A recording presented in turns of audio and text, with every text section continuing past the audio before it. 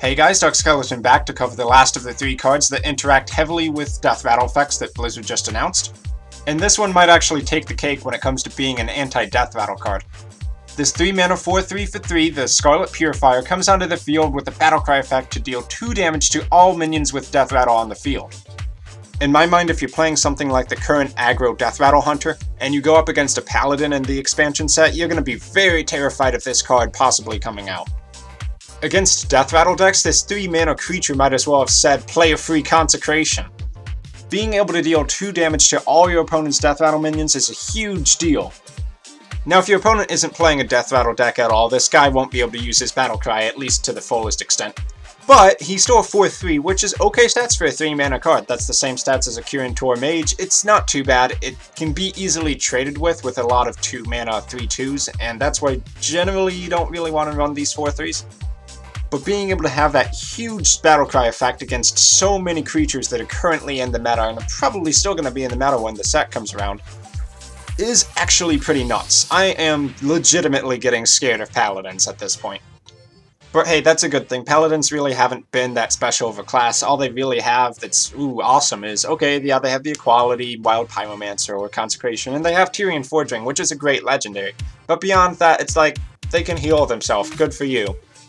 But I think these Paladin cards have really been opening Paladin up as being able to do something in the early to mid game.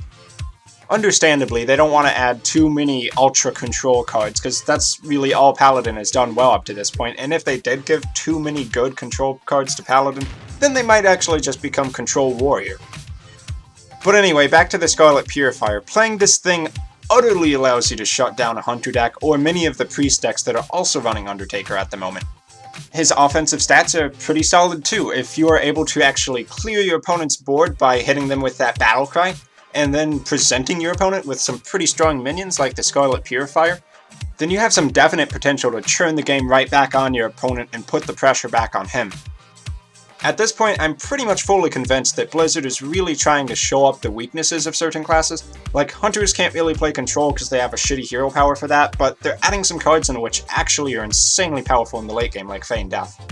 Rogues really aren't that strong for anything at the moment outside of a Miracle Rogue deck, but with the new set they're adding in some new mid-game cards which actually give a lot of power to Rogue and some new tools as well.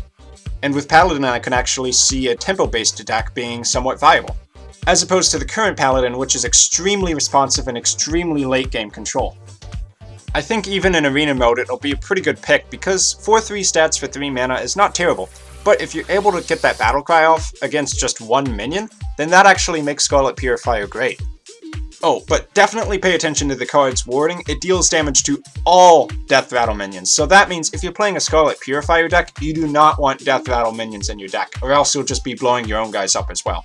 That's definitely the main drawback of the Scarlet Purifier. If you're playing him, you have to build a completely different type of deck. You can't really use a lot of those Deathrattle minions. Maybe if you still want a Sylvanas, you can have a Sylvanas, because hitting a Sylvanas wouldn't be the worst thing in the world, and might even be a good thing in some circumstances. But you probably wouldn't want to run Harvest Golem or Piloted Shredder, which are really good cards that you'll just have to pass up on if you want to run the Scarlet Purifier. Can't wait to see what else Blizzard has up their sleeve, but in my mind the Scarlet Purifier is definitely going to be a bit of a game changer. Undertaker players beware. I've been Dark Skeleton, and I'll catch you all next time. Thanks for watching.